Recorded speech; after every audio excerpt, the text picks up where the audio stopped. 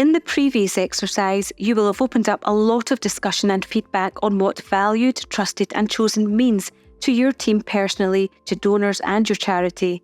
In this exercise, we're going to stretch that critical thinking a little bit further by seeking further feedback and analysis on what the principles of being valued, trusted and chosen mean when applied in relation to your charity.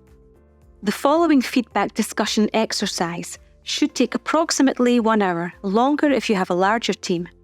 It aims to extract your team's knowledge, skills and attitude around things like donor perceptions, fundraising strategies, team alignment, cross-functional contributions, and the crucial role of value and trust in successful fundraising efforts.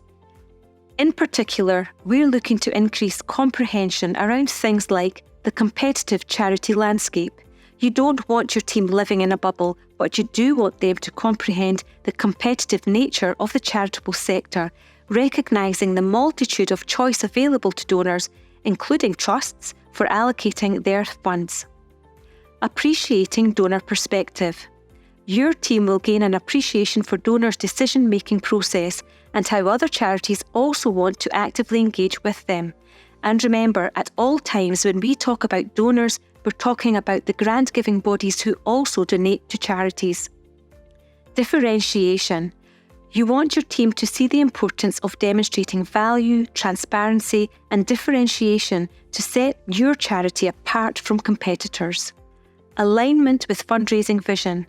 You want your team to recognise the significance of every team member understanding and aligning with your fundraising team vision, emphasising that donors must perceive value and trust. Cross-functional contribution. You want your team to realise that all members of the organisation play a role in shaping donor experiences and conveying the charity's value proposition from fundraising to admin staff. Team cohesion. You want your team to appreciate the power of a cohesive and supportive organisation when all members actively support the fundraising vision. Collaborative culture. You want your team to understand how fostering a collaborative culture and emphasising donor perception can lead to stronger trust and connection. Remember, everything your team learns through these training exercises can be cascaded to others through collaboration. Impact of collective effort. You want your team to grasp how collective efforts enhance the likelihood of donors choosing to support your charity and strengthen fundraising impact. Interdependence of value and trust. You want your team to understand the interdependence of value and trust, recognising that donors may value the cause but not choose without trust, or trust the charity but not choose without seeing the value. Building donor relationships.